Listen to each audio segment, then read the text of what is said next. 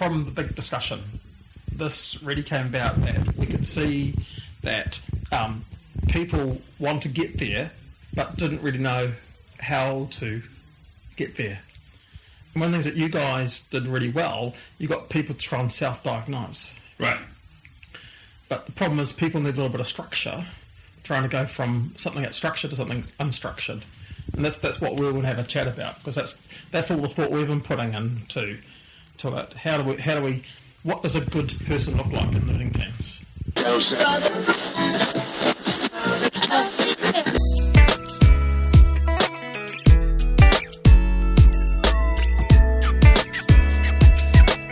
everybody. I'm Todd Conklin. This is the Pre-Accident Podcast. Welcome on board. I'm glad you're here today. Hey. This is the great podcast. This is kind of the lost episode. It's not really a lost episode in that I had to do a lot of work to get it to sound good enough for us to hear it. My bad. It's entirely my fault. I'll have to take all the heat for this. It's all me.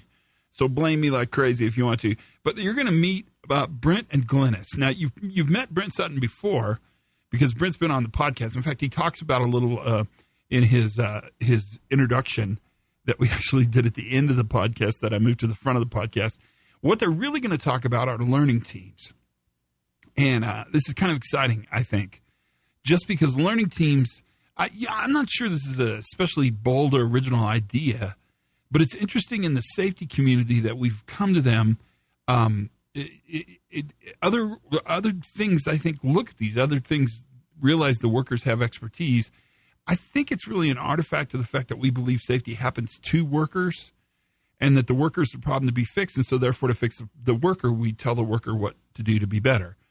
And we've learned, we've been using them forever. When we started learning teams, we coined that phrase learning team at Los Alamos. Chris and I, my boss Chris and I, actually sort of made this up because we had an especially interesting event, a real information-rich event that didn't have a high consequence, but it could have had a horrific consequence. You could call it a near miss, but it wasn't a near miss because no controls really took effect. We didn't really have any control over this at all. It just happened to us, and we lucked out. Nothing bad happened.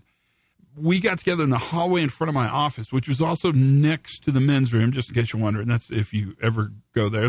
You'll go to the men's room, across the hall is my office. And Chris and I were talking, and Chris said to me, he said, I wish there was a way we could just bring these workers together and just talk to them. And I said, well, there's always a way to do that. That's easy.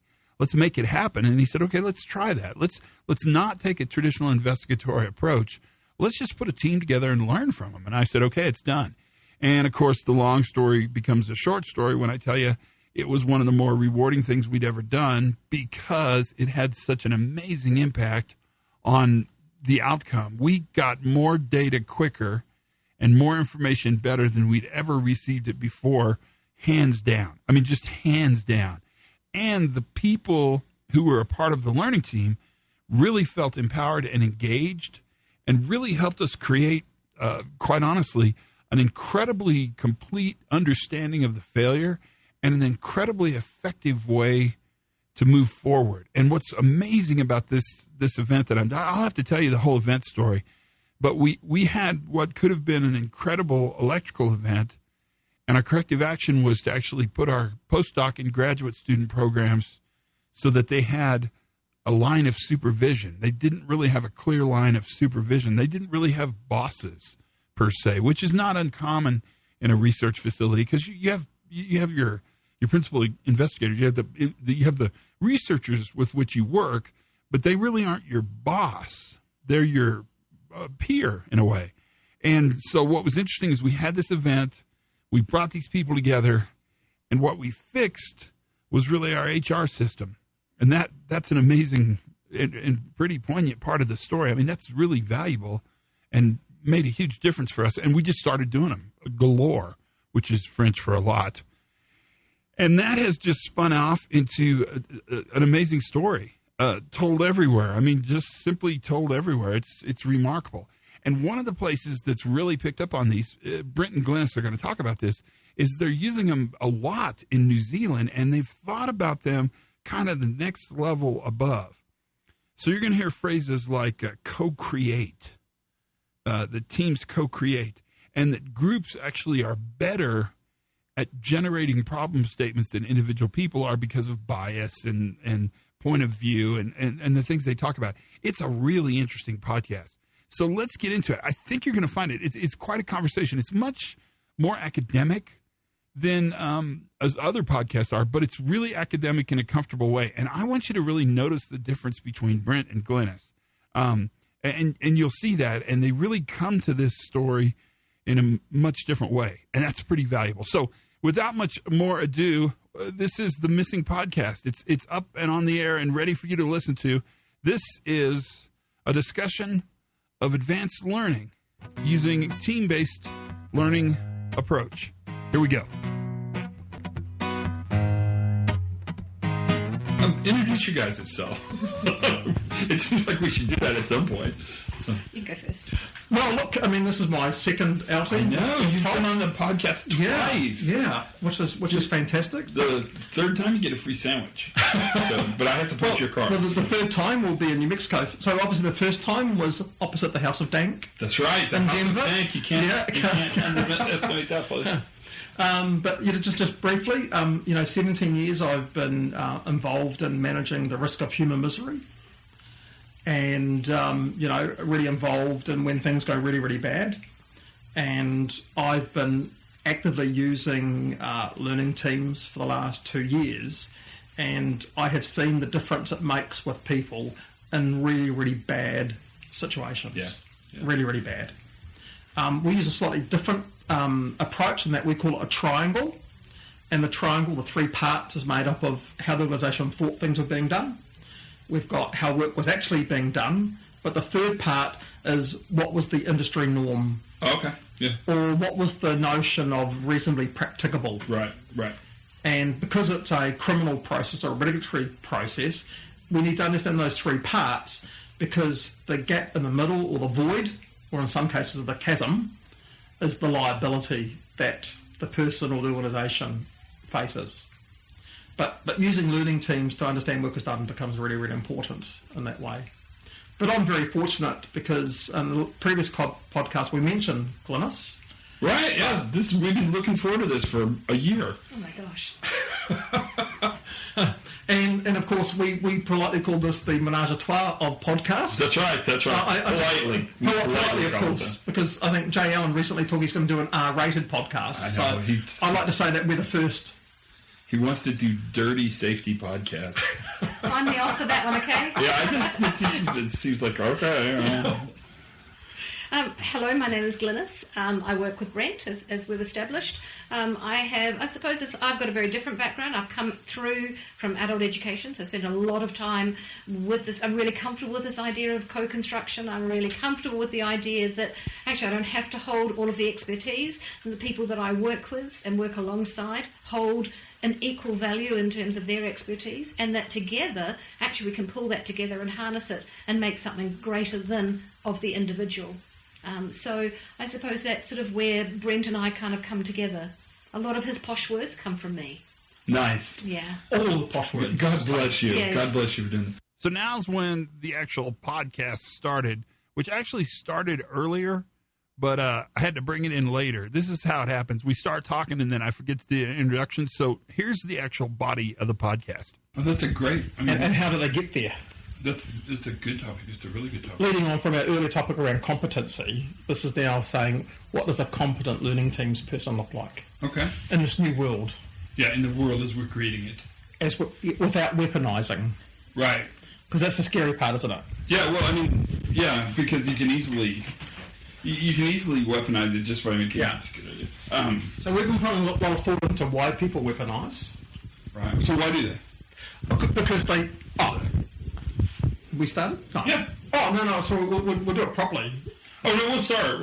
I'm just capturing this part. So why do people weaponise?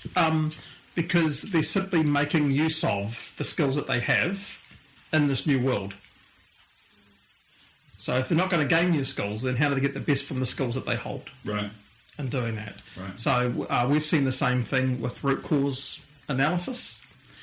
Some people will use it in a very considered way. Some people will treat it like a sieve. They pour something in the top, they shake it, and whatever falls through is what they then decide on. I think if you're using a structured approach, often that actually acts like a funnel. So it's actually forcing people to make an outcome in a prescribed way. And actually, I think that's where the weaponization comes in. Because actually people are following something and they know that the output has to be, there's an element of the person that's done something, and there's something in the system that's not gone quite the way that it should do. And for many organisations to accept that the system is not working as well as it should, that forces them back over to the person. That's pretty painful, right? I mean, it's painful for the organization. And that taxonomy, when you create those categories, so my guess is that we weaponize because we measure. And we measure because we think that we have to measure things. So measurements make us look at systems retrospectively and either wish we'd done more, better, or different. And then what you're saying, which I think is quite brilliant, is that when we put them in taxonomies, when we create these categories, that force function is really simplification, and it probably stops learning. Most definitely, because you're trying to apportion something then, aren't you? And effectively you're apportioning blame. Yeah. And most organisations can't bear the idea that the system that they spent so much time creating has actually got holes in it. So therefore it forces you back to say that the individual is the bit that has got the deficit to it. What's the difference between the word blame and the word cause? Anyone? I think that's something you could kind of tease out, doesn't it? I think it depends which side of the fence you're standing on. Yeah, maybe. Yeah, so it's whose lens are you using to actually look at that? I think the individual would say there's a whole lot of blame going on. Yeah, exactly. Oh, for sure. Absolutely. So we're asking people to move from an intervention method, which is what they've been used to, and they've been the problem solver, if that makes sense. And we're asking them now to move in this new world where they're seen as a facilitator, not a problem solver. And we're asking them to actually use a what we call a humanised method of gathering information rather than intervention. So we're asking people to move from it where the person's at the centre and you work your way up to the system, to saying that the system's now in the centre and you work your way out to the person. Either way, they're a bias, because whatever's in the centre is where your bias will be focused. Our belief is that with learning teams, by having the system as the bias, then it humanises people's participation. And what we find particularly with learning teams, the fact is there's a lot of restorative component that exists with a learning team. So it's allowing people to reflect. It's allowing people to see things through different eyes, rather than them being placed at the centre in that way. But if the person running the learning team doesn't have some good skills, it could turn into a disaster. Absolutely. Yeah. So what are those skills? What have you decided those skills need to be? Is that a good way to ask that question? What skills do you need to encompass? Yes, thank you. I think I'm just running right now on just taco joy. That's the fuel that's fueling me, is the joy of taco. So what skills are you looking for? What skills do you help create and facilitate? Yeah, well, look, I mean, we actually, Glynis and I spent quite a bit of time having a look through this, and we came up with a bit of a chart. And like everything else, we had to understand where people are coming from, and then look at where they're trying to go to understand what is that gap, or you could call it drift. That's right. Or you meet. I think that's important because you meet people where they are. Yes. So you need to know where they are in order to help them get to where they want to go. Yes, and people want to identify a gap. They don't want to be waterboarded. Right. So most training is, let's pour water on you. Let's see what soaks in. And if it doesn't work again, we'll pour some more water on you. We'll give the training louder. This will be louder training. So what's really interesting is that even with learning teams, we're asking people to fit the system. Yeah, that's true. Yeah, which is quite... I hadn't thought of that. Yeah. We're asking to fit. So when we think about someone who's come from that whole investigative approach and how they've approached it, for them it's highly systematic. And they have amazing knowledge and understanding what is the process and how to derive an outcome. and they ask very open, probing and clarification questions. Right. They're very detail-oriented, and they test assumptions. But in reality, they're deciding the apportionment of blame between people and the failure of the system. Okay. That's the objective. So, and that really is kind of the objective of a classic root cause analysis. Yes. You're looking for the broken component, whatever component means. You pull that out, you deconstruct everything in the system.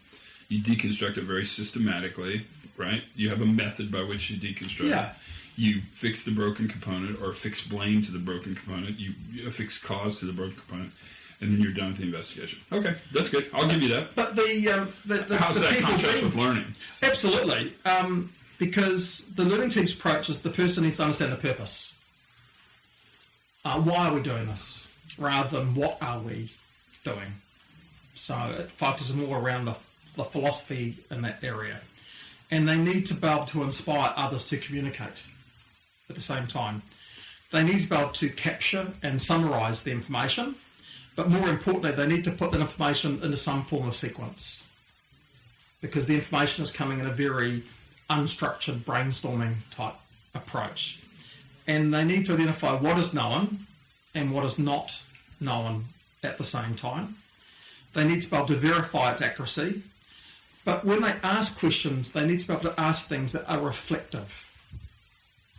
So rather than seeking clarification, they need to ask reflective questions, because it's the person telling the story is what we're wanting to reflect on, rather than what I'm hearing in that environment.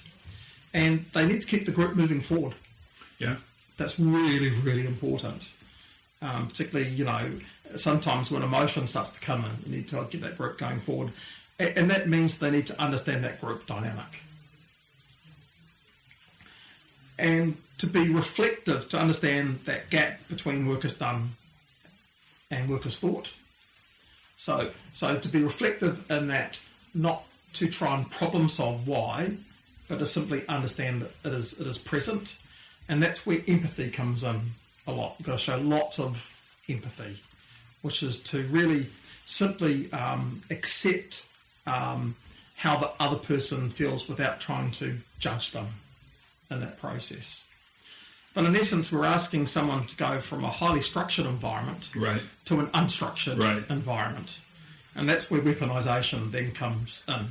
And when we were at the big discussion, it was a classic one. People kept saying, where are the tools? Yeah. Why can't we have a tool? To us, they're basically saying, we have no way of moving between this world and that world because we can't see how to actually do that. Right. Whereas I believe you can actually achieve both worlds, and you can flow between the worlds once you've built those types of skills. So tell me more about this. I'm curious.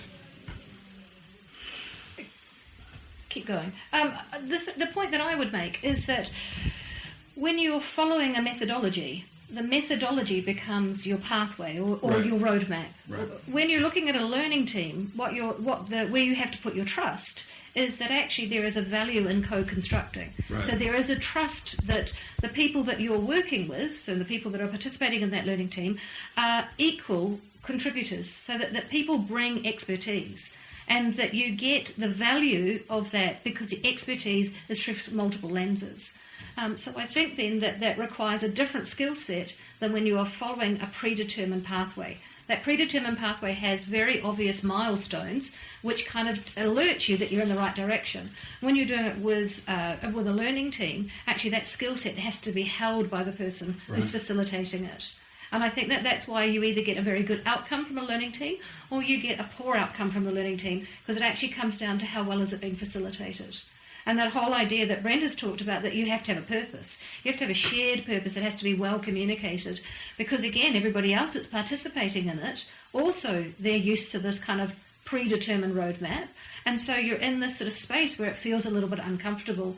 But actually, once you can get beyond that and you can get to the point of co-construction, so that actually you bring together this collective force, actually, I think you get, one, good learning. Right. But two, actually, I think you get much more of a permanence, because what you do is you get buy-in. So again, if it's done well, the people that have been involved and the people that it's going to potentially impact on in terms of, say, corrective actions, actually they get to see how those things have come about.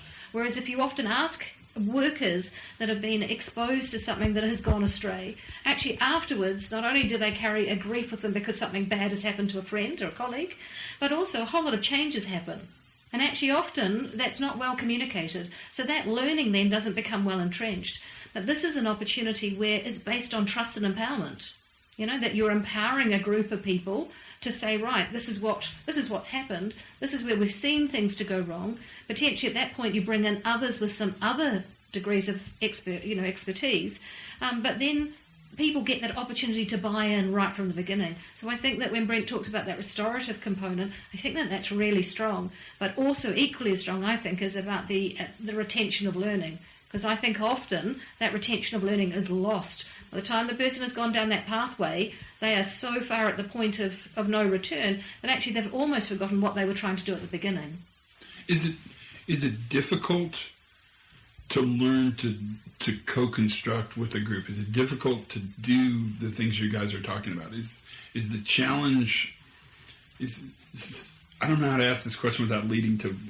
I really want to answer the question when I want to ask it, but we'll try answering it. I know. I'll give you my opinion on it. Yeah, that's good. Yeah. So, to me, the first learning team, the first process of building an environment that co-constructs the story building as opposed to storytelling, might be scary and frightening, and might be difficult to do.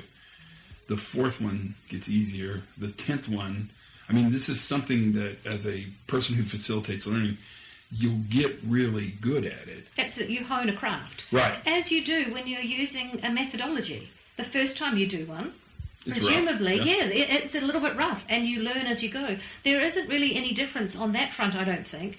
I think the difference really comes from it's your positioning or how you perceive it. So one, you put your trust in a predetermined methodology that's going to flow, and you're going to go through these actions.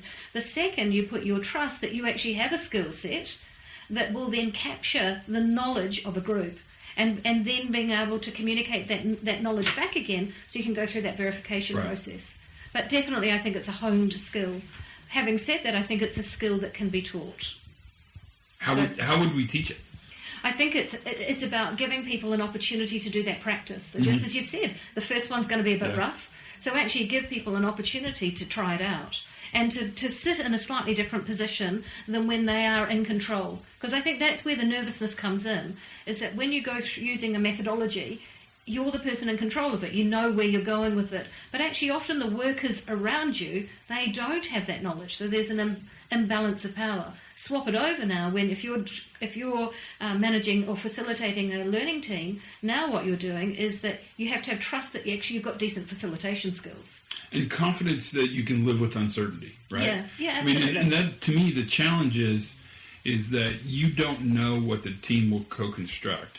You really don't. I mean, you go in with a purpose. I think the purpose statement you guys have made has been really important.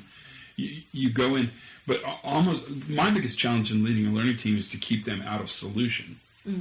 You know, what I always have to push back is that the team has a high need to fix the problem, and fixing the problem is not learning about the problem. But this idea of co-constructing this learning environment is really, really a powerful idea. What do we do with this? Where do we take it? Well, look, I mean, this is the best part because, you know, when I came back from the big discussion, and like a big shout out to all my friends from Alabama, by the way. They won't be able to understand what you're saying, but I'll translate. I'll pick up the Alabama, but anyway. What we've been working on is a learning team gap analysis wheel. Oh, great! So we think there are probably 6 to 8 key capabilities or competencies that a person needs to hone their craft. And what we're working on at the moment is we're going to create 3 descriptors for each of these capabilities. And the person can choose the descriptor that best suits them. That will then show them where their gap is. Oh, that's a good idea. Because it's a simple scale. Yeah. They can then see what we think good looks like. They can see where they're at in that process, and then you can start to hone the craft to those areas that you need to improve on. That, and our commitment back to this group, is that we're going to make that public domain material for the community. Perfect. Okay.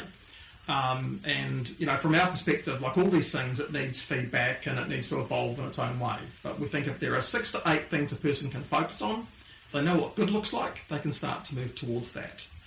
The next piece of work, which will take a little bit more effort, is going to be then to have some form of competency assessment. Or a diagnostic tool. Correct. So that a person can now know when they're applying that craft whether they're at that level or not to do that. And it's no different. I mean, when people did investigations, it was always important that your investigation was peer reviewed by someone else. Right. Well, vital, actually. Correct. I mean, in fact, I can't imagine. It's funny. I talk to people. I can't imagine doing an investigation without that peer review. Yeah, It's just shockingly, you frightening to me. see lots of it. I know, and it just seems like you're missing it. But a learning team itself is difficult to peer review in Right. terms of the outcome. But what you can peer review is how the person did the facilitation, how the person led, how they dealt with those types of things. Right. So, but that requires someone to have some type of prescribed standard they can then peer review against in that way. And it might be worth, from your point of view, the first learning team you did, because I sort of dragged you in and just said, right, we're just doing one with an organisation, and your own experience about how it felt quite uncomfortable, but then how just organic it become based on your own skill set. Yeah, absolutely. And I take it back to what you've said, Todd. The very first time you do one, you're not quite sure what the output is. So you think, oh gosh, am I going in the right direction? Am I doing the right thing? Am I asking the right sort of questions? But actually you soon start to learn that once you relax into the idea that you are there to facilitate and the others are there with expertise, actually the role is relatively straightforward. And then all you're really doing is shepherding the conversation in a particular way. And you're asking the how did you get from point A to point B? What are the things that have contributed to it? And I agree with you. The tension is always to jump to the solution. But actually you need to explore how you got from point A to point B. That's really where the true value is. And certainly when I did it, I was working with a group of very skilled workers, but I also had management. So I got the best of both worlds. And actually, as we got into it, very quickly people started to see value from each side's perspective. And from me, from a facilitation point of view, it actually then became quite a calming experience. Yeah. Whereas at the beginning, it was like, oh my gosh, I don't even know much about. I didn't know anything about the piece of equipment that we were talking about or the tasks that they were doing. So I was thinking, there's no way I can add value here. Whereas you feel comfortable when you have a predetermined kind of structure to things. There is a degree of uncomfortability about this, and so that's where there is a craft. Yeah, and that's why ultimately people need to hone a craft just as they have done when they're using traditional models. Right. Do investigators make good learning team facilitators? It would depend on the person's skill set. But you said something really important, and that is you don't really need to know about the piece of equipment. You don't even really need to know about the work. Your expertise is in helping groups co-construct this understand the explanation, the understanding of how they got to where they got to. That's remarkable. Yeah, so we think there's 5 key things. Okay, yeah, absolutely. Yeah, because we love 5 key things. One is how to navigate in an unstructured space. That's the first biggie. So for people, that is a biggie. That is a biggie. That's a big. And I'm talking about this from people that have been used to doing investigations. Yeah. And then how to derive learnings from that unstructured space becomes the next big issue for them. And how to develop those critical thinking skills. So that's where the whole reflective process comes in. Because that's something you actually have to build in that sense. And then having the capability to build joint understanding becomes the next part. And then lastly, the ability to relate at a parent-to-parent level. So using kind of transaction analysis language. Well, it's more than that, because in an investigation, the worker's presence is incidental. Yeah. Okay, the Yeah, outcome is the outcome. Yeah, that's actually that's very true. I just never, that's pretty in your face way you just said, but it's very true. You know me, like to be controversial. Yeah. But in a learning team, it can't happen without the workers. Yeah, so it's the difference between talking about and talking with. Yes. Right. That's interesting, though, that in investigation, the worker's presence it's into It's token. Yeah, I know, you're exactly right. Yeah. They're only present in there because it happened to them. Correct. So, Yeah. And in a learning team, the learning can't happen if the experts, the people who do the work aren't in place to do that. And that's why investigations, the person is at the centre. And in learning teams, the system's at the centre. Yeah, no, everything you said is perfect. Yeah. And a good example, just this week I was working with a bunch of auditors who do ISO 45001. And we're having the chat about how to ask questions differently. And, once again, the issue was that they're always placing the person at the centre. So it's the old classic one, why was the guard missing? Rather than saying, how was the guard getting in the way of you doing successful work? Beautiful. So it's really, I mean, what was interesting is this bunch of auditors said that what learning teams does and what ISO 45001 is asking for is paramount. Because the new standard is about evidence-based. It's not about document-based. It's about proof of how things are really done. So they themselves are having to move between these two worlds in their own environment. And they're having to move from the world of pass and fail to this world of conforming or not conforming.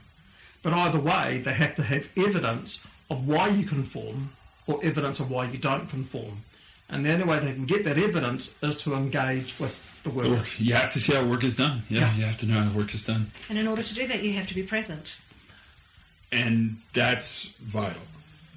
And so much of our learning is not done with workers. It's not, people are either actually not present or metaphorically not present with the workers. There's such a separation between those who do and those who know. Absolutely.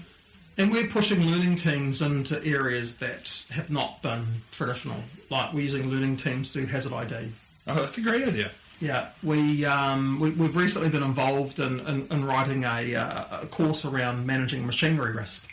And learning teams are at the heart of that's great. Doing hazard ID. That's great. And we've got three components. We've got a structured brainstorming component, which is what the learning teams is all about.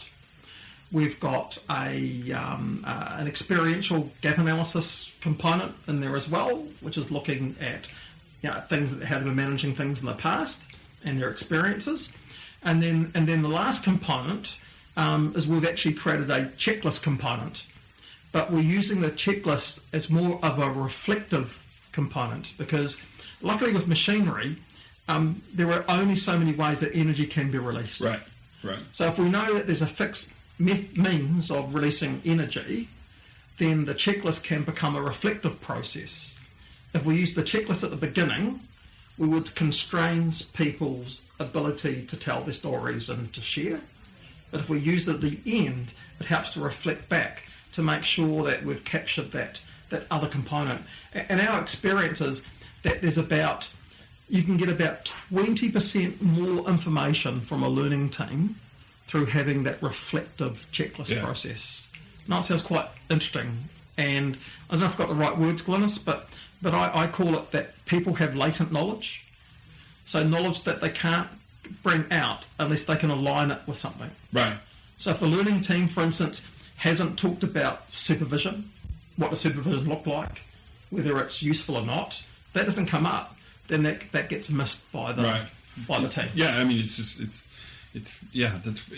we don't talk about it. Yeah, and we all know that hazard ID is fraught at the best of times because no one can tell you when you've identified every single hazard. Yeah. Because there is no list to know. As complexity increases, yes, the potential for failure increases exponentially. So we look at it to say is wouldn't it be good to know what that other 20% is, just in case it was important? Yeah, just in case we missed it. Yeah, just in case it had value. Well, thanks for your time, you guys. This was quite remarkable. This is really good. And thank that you could come down to New Zealand and enjoy the experience. My pleasure. Thanks for the talk. And a big shout out to the big L&P bottle. This big L&P bottle. Thank you so much.